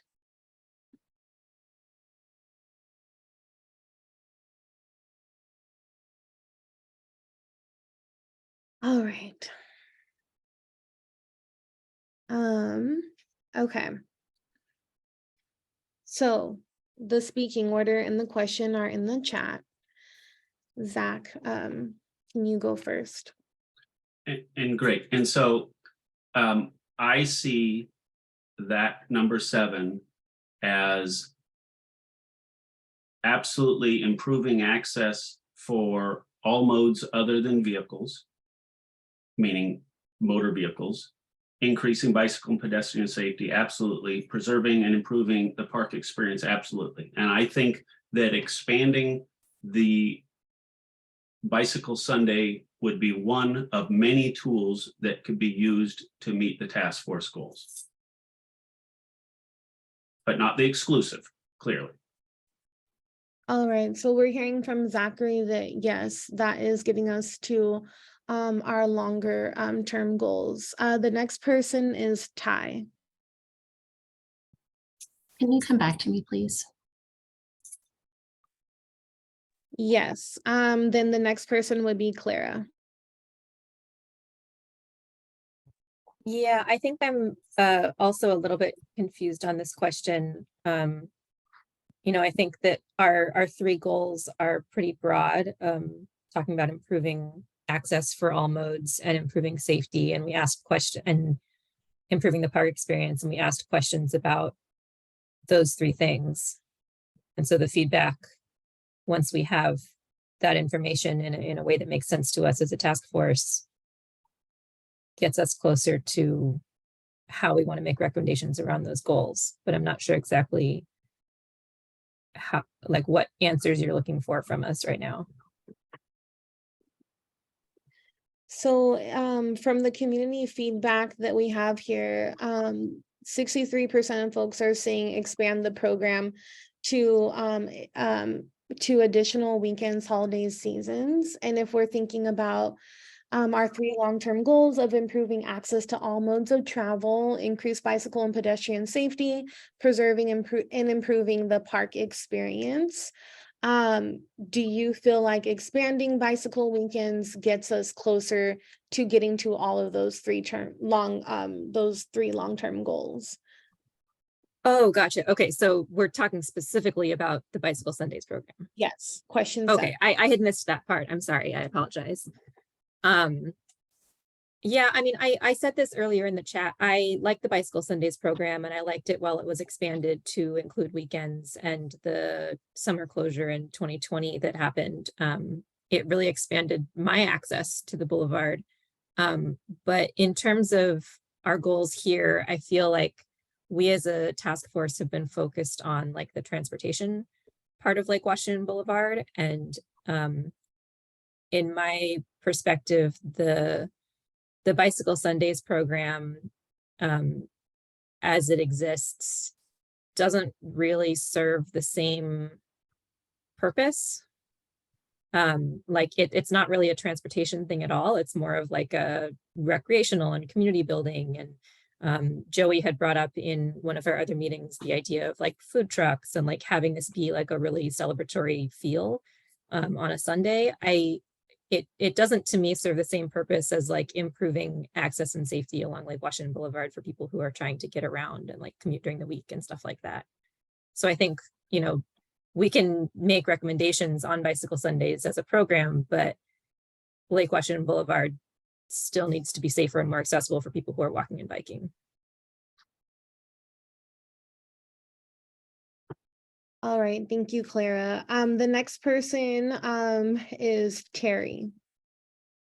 Yeah, I agree a lot with what Zachary and Clara were saying. I think that another theme for me, and I think it's the reason in a way that just doing Bicycle Sundays only or bicycle weekends or those kinds of closures, an underlying greatest concern I've had is the increased volume of traffic on the boulevard and higher speeds.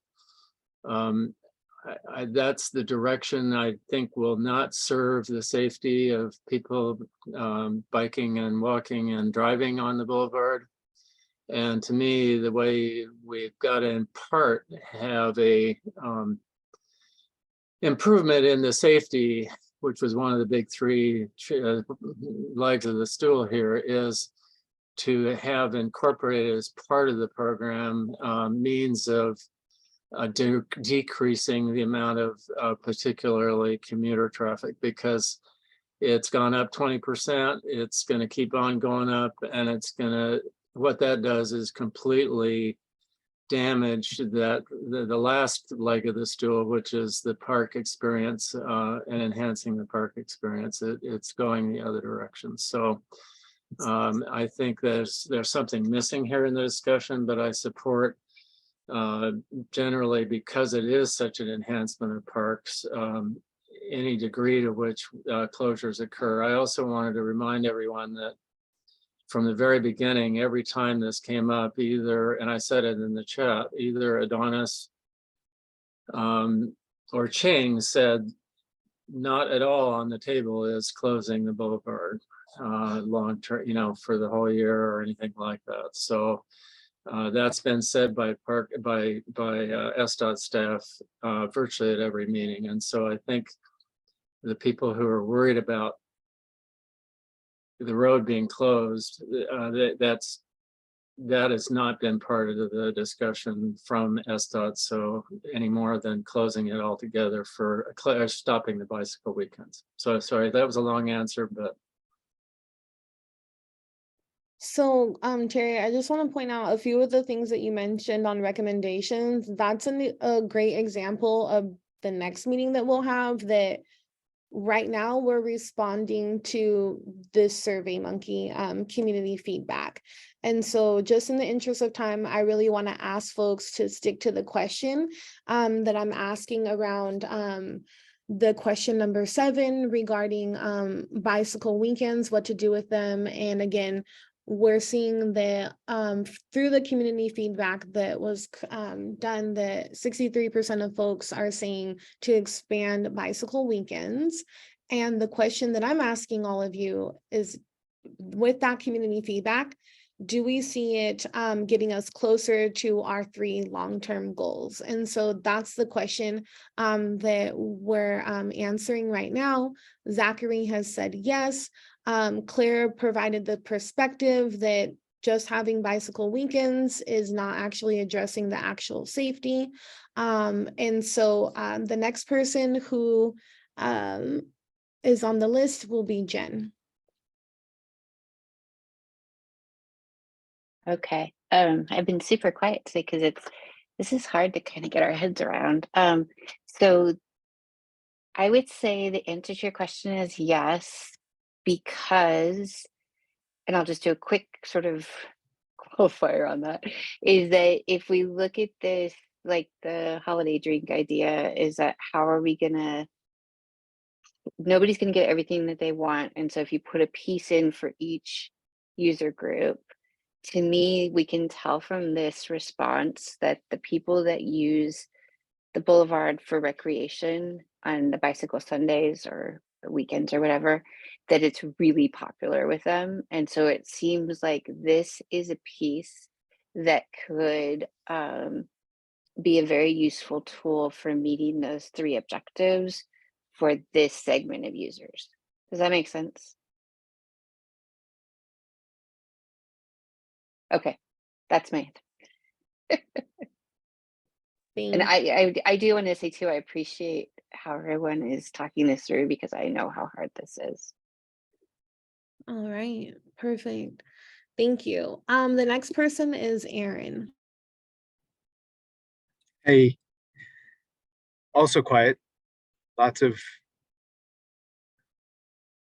rightfully emotional responses. I think that expanding the program would only temporarily increase access to specific modes of travel, not all of them. I don't think it addresses the safety concerns for bicycles that don't use it, or use it to commute, or use it on regular basis, not just on the weekends. And I don't think that that would improve access for all modes of travel.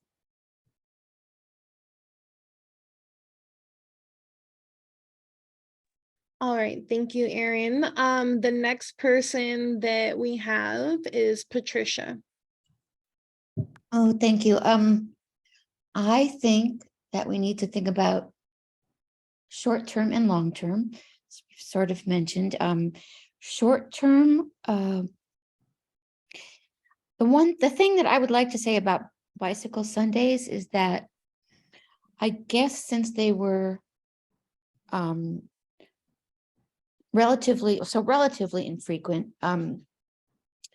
they were so beloved and well used that it really was safe for children and dogs and everybody to be out in the street, like it was a paved park. So I live about a half block away from Lake Washington Boulevard. What I see with longer closures is that personally, I would not walk in the street, or I certainly have my grandchildren with me in the street, because bicycles are moving so much more quickly. So what I liked about Bicycle Sundays was that everything was kind of slowed down and leisurely.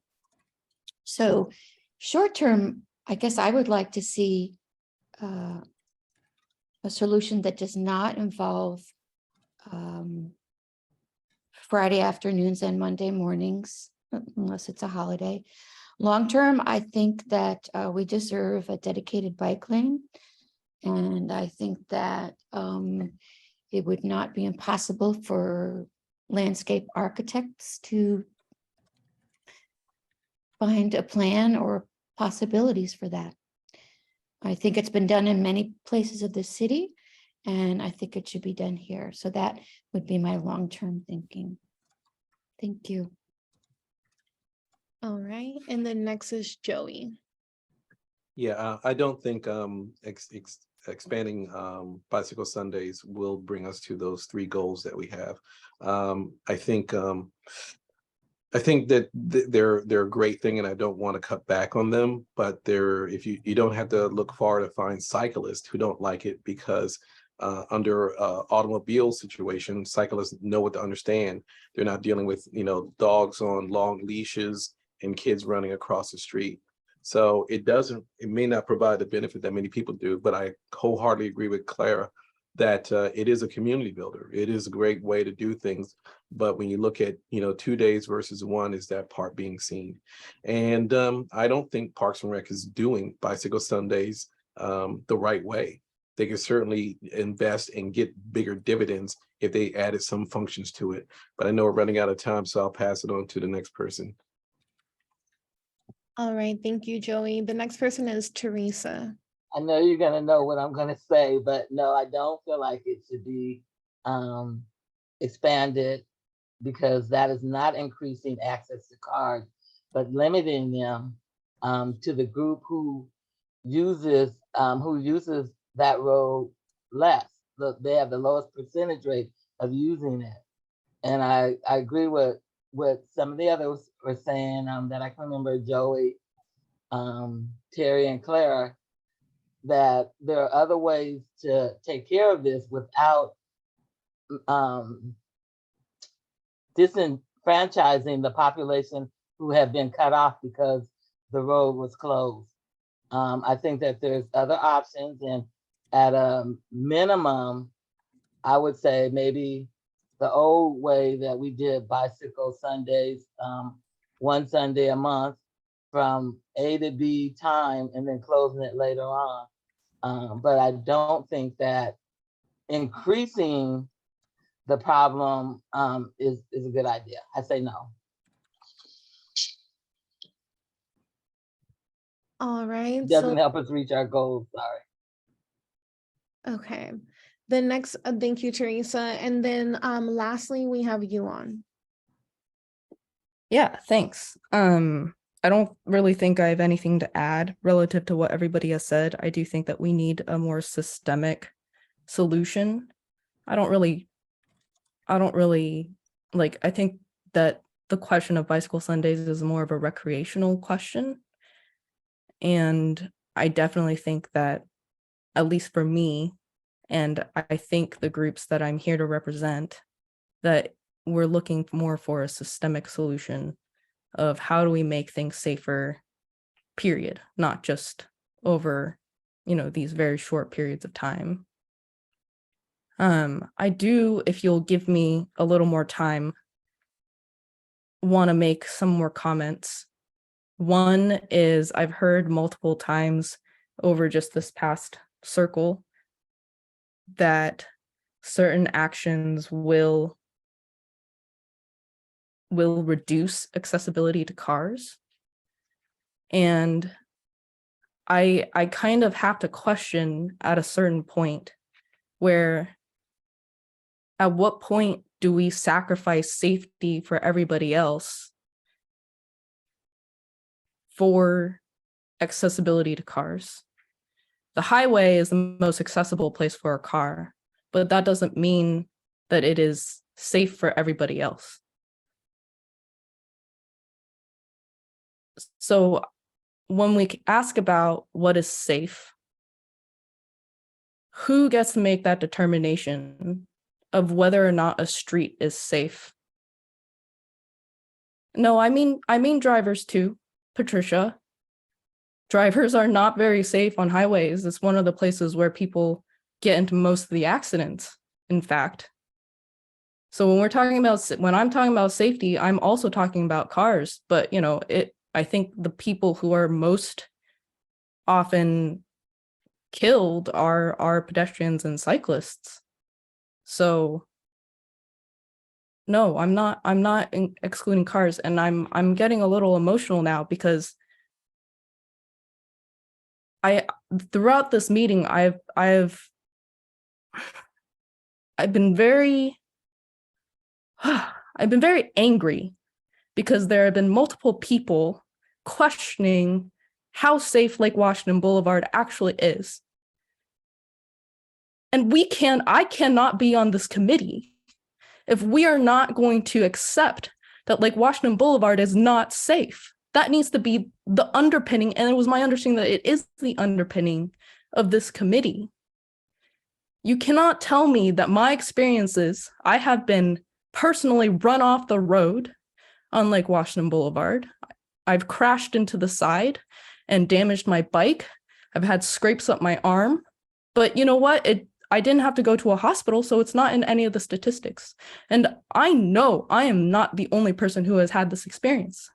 Every single time I go on that road to get to work or any other place, I have to make a bet with myself, and I think, am I going to get punished past today? And 1 out of 3 times I do.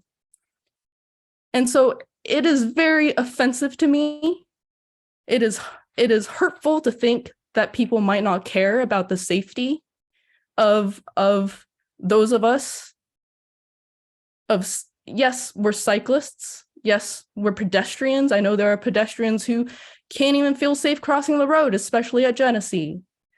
This is not acceptable to me, because you are questioning the experiences that I have had, that my friends have had, the concussions that they've had. My husband was hit by a car. So please do not question us when we say that this boulevard is not safe. So I would please really question yourselves as to what kind of thing you would really be willing to change to make the boulevard more safe. And please think about who gets to decide what safety means. Is the driver the one that gets to decide what safety means, or is it the pedestrian?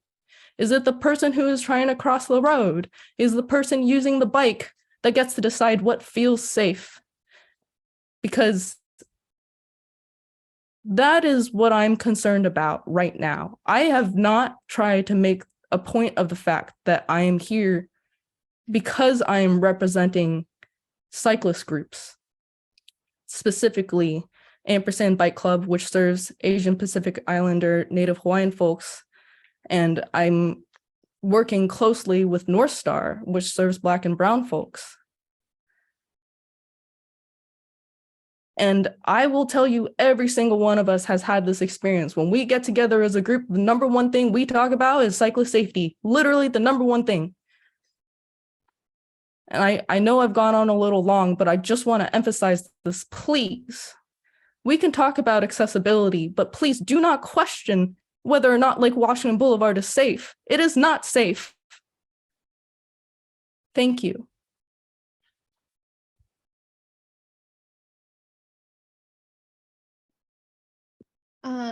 Appreciate you, Yuan, explaining your experiences and experiences of other folks who are also cyclists that you're in community with.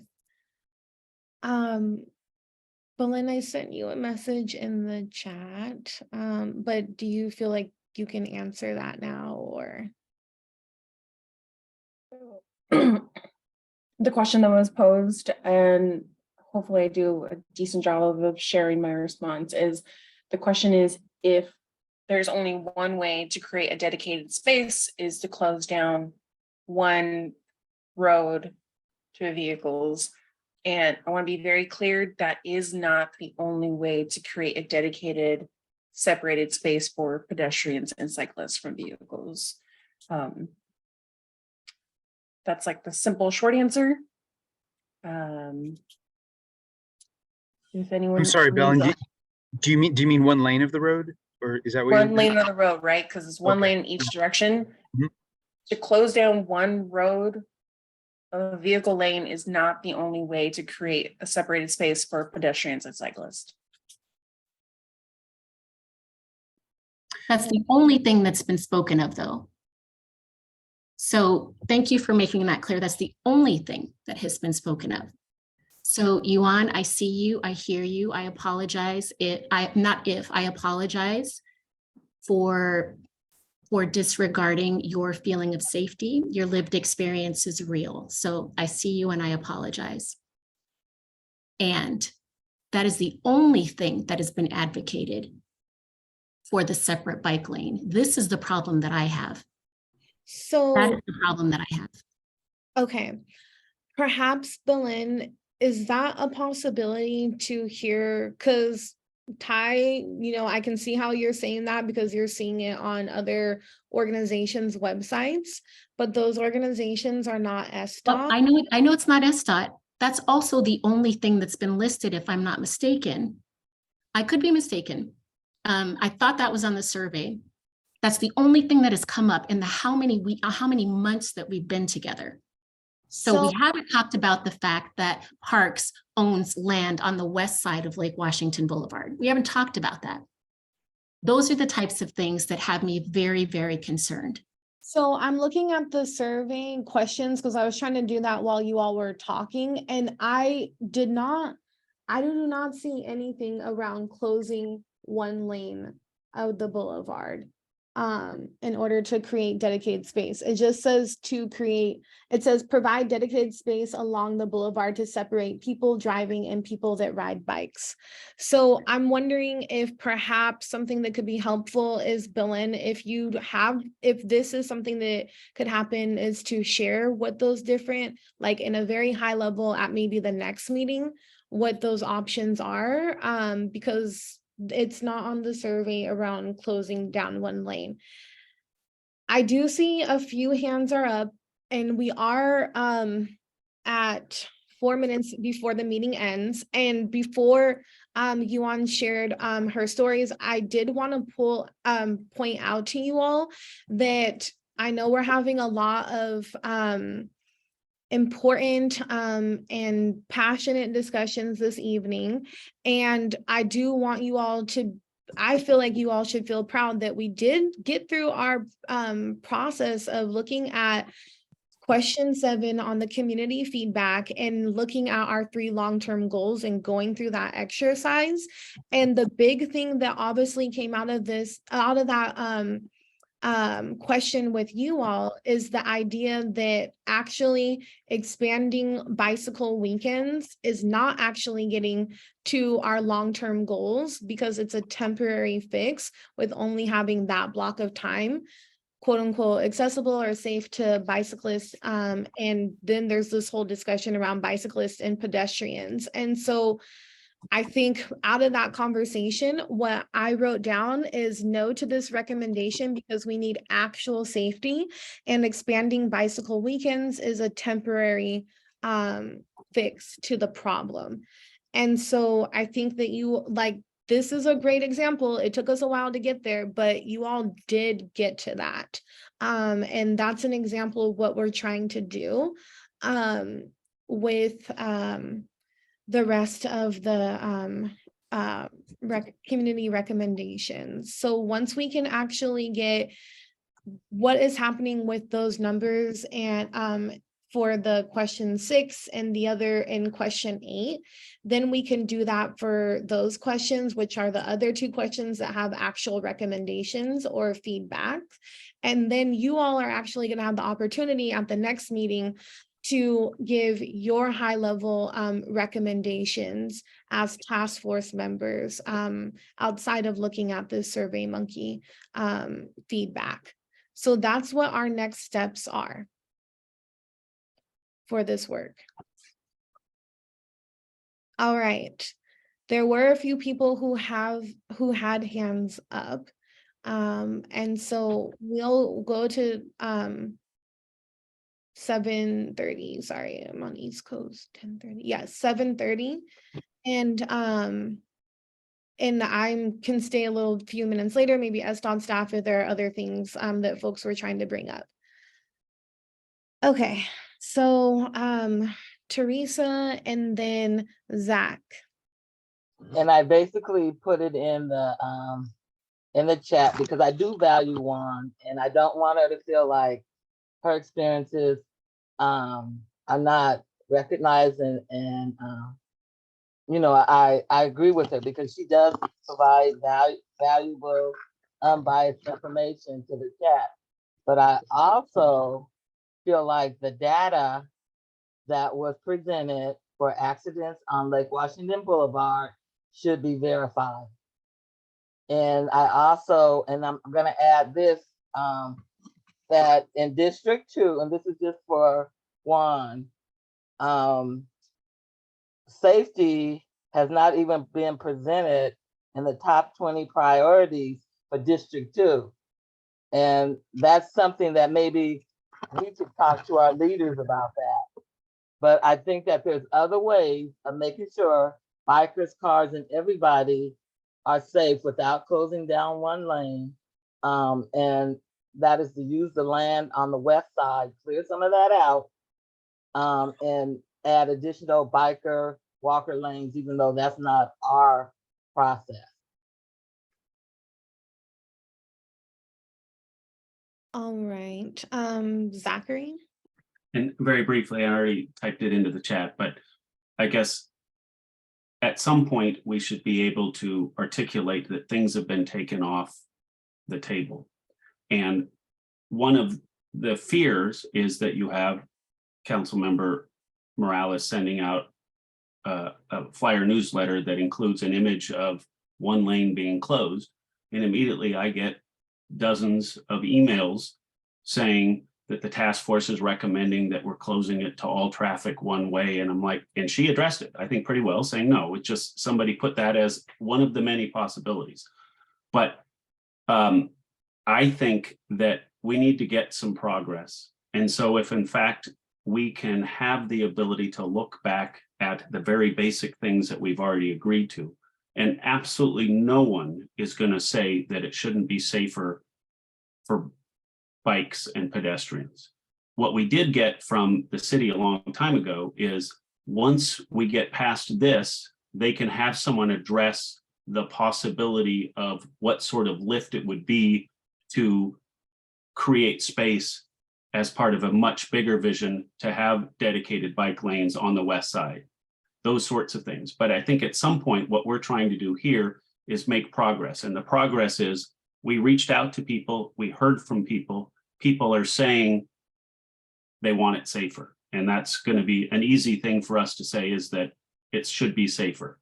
But I still don't think we're still in the collecting data stage. And but to Cher's Ty's concern is we have our council person sending out images of it being completely closed to one-way traffic, right? And that's scary to see, but I don't think, it'd be great if we could say that's not on the table anymore, All right, if that's true. okay. I'm going to leave that for SDOT staff to think about.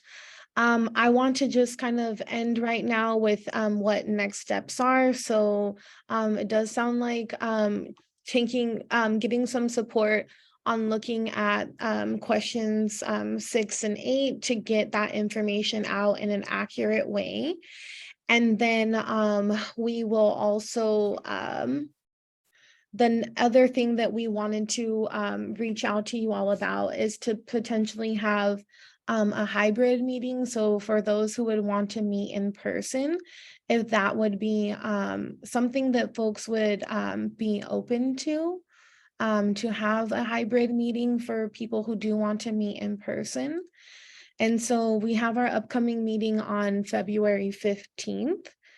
That one's already on the calendar, and then we're working to get one in March. So if we did our in-person meeting on February 15th, that's when we would be getting into the conversations around what the task force members as a task force, your high level recommendations, and coming back to questions 6 and 8.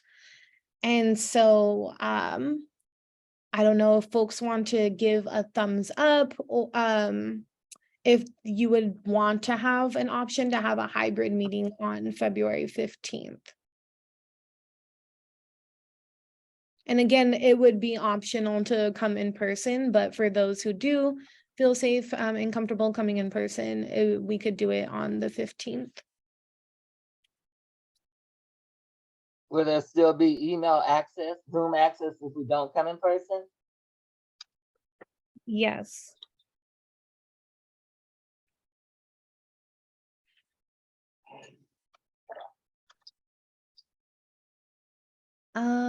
That's a great question about location.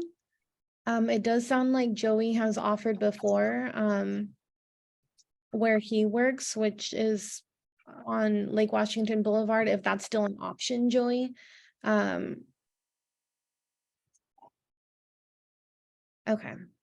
All right, so it sounds like, It still is an option. Actually, we have some volunteers coming in to paint that day. So it might smell like paint downstairs, but we can certainly meet upstairs.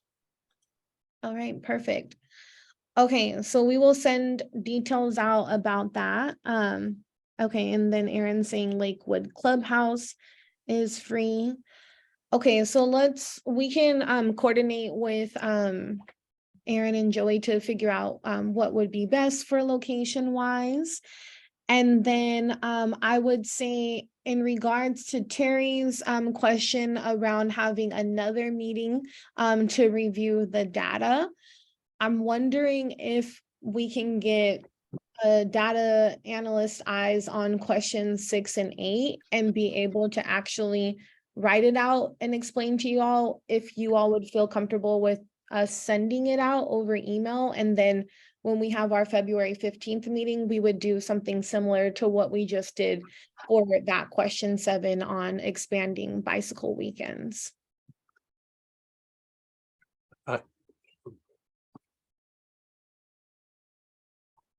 So if you feel okay, if we send it out over email with the actual explanation of those numbers, if that works for you, or if you feel that you would want an actual meeting, perhaps we could actually do it at one of our Wednesday work group meetings. And then send a recording to folks who are not able to make it. Would that be okay with folks? Send it out over email and then also talk about it at one of the Wednesday work group meetings and record that meeting if people are not able to make it. Okay, great. All right, y'all.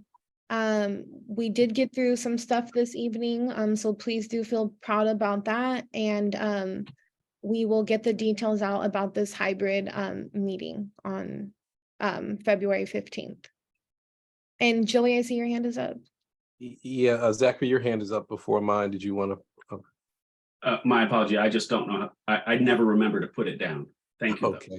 though. Okay. Let's see. So would it be possible for the person who processes the data and puts it into our user form, would it be possible for them to join us in our meeting in case there are questions about how the information is put into that visual format?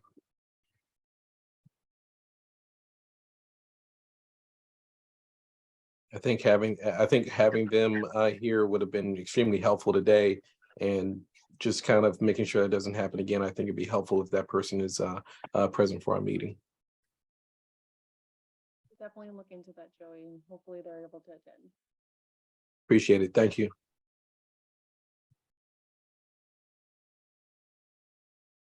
All right, well, I'm gonna